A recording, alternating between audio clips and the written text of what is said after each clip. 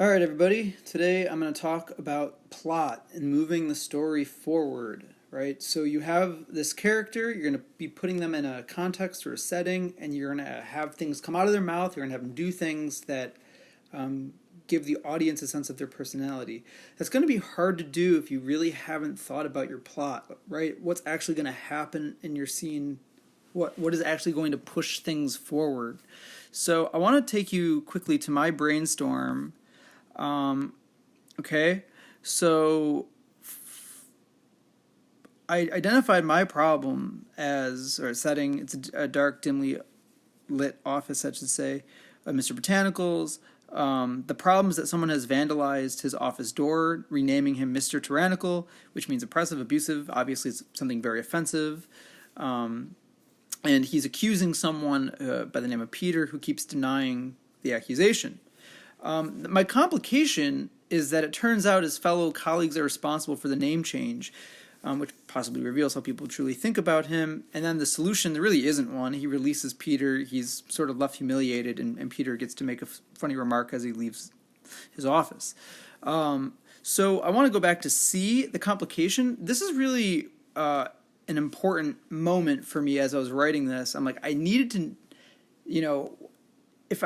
if I was going to have the scene where someone was going to get accused, and by someone who is a villain, right, an antagonist in every way, he's mean, he's demeaning, he name calls, he bullies this kid.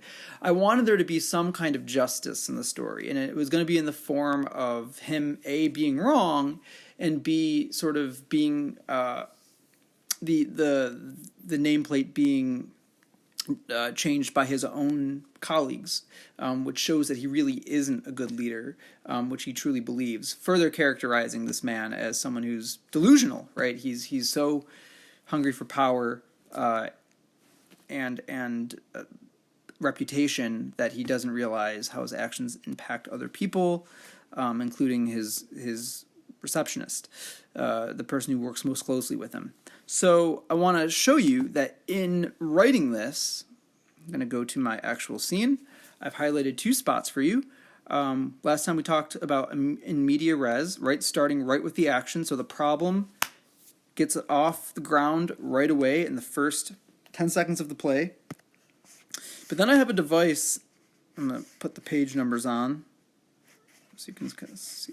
I reformatted this because I did this on my iPad, or rather I did this on my laptop, and the formatting was not looking so good on my iPad. So hopefully that's changed for you if you go back to this sample, which I encourage you to do.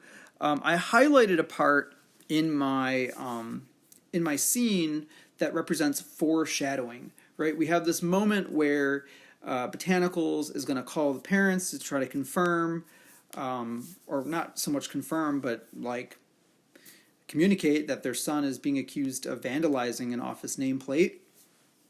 And here I foreshadow the ending, right? Mr. Botanicals is having trouble using his own equipment for whatever reason. I don't have to explain it. It's not really the point of the play.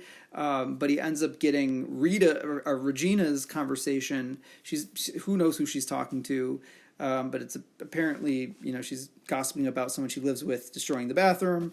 And Mr. Botanicals is like, Rita, I can hear you. So this moment is really critical for me as a writer, because I'm going to go back to it. In fact, that's how my complication is going to get revealed, right? And it's works as a kind of plot twist.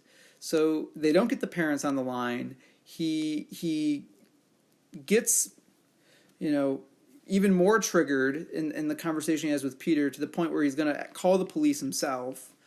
And in doing so, has to use his phone, which I've already foreshadowed he doesn't really know how to use, and he ends up overhearing Regina talking to someone else about the fact that they, meaning she and some of her colleagues, are responsible for changing the nameplate to Mr. Tyrannical. So those are two things I wanted to highlight in my scene. Going back to the complication, the idea that it's a plot twist, and then B, I was able to sort of include it in my writing through the use of foreshadowing, which is something I would encourage you to do. It is not a requirement. It could be rather challenging, but you always want to be thinking about how you can plant stuff earlier in your scene that you can go back to later. That's a really effective strategy for writing, so that things just don't seem like they're happening randomly. You want there to be a sense of cause and effect. So the more you can hide your revelations in plain sight, as they say, the more effective your scene's going to be, and the more fun you're going to have writing your character, because you're going to know where to go with the scene itself, right? You need the scene to go somewhere in order for the character to come to life. Okay, so I hope that this was helpful. Okay, major points: foreshadowing, plot twists, using that brainstorming page from phase 2 to have your scene land. Okay, that's it. Stop.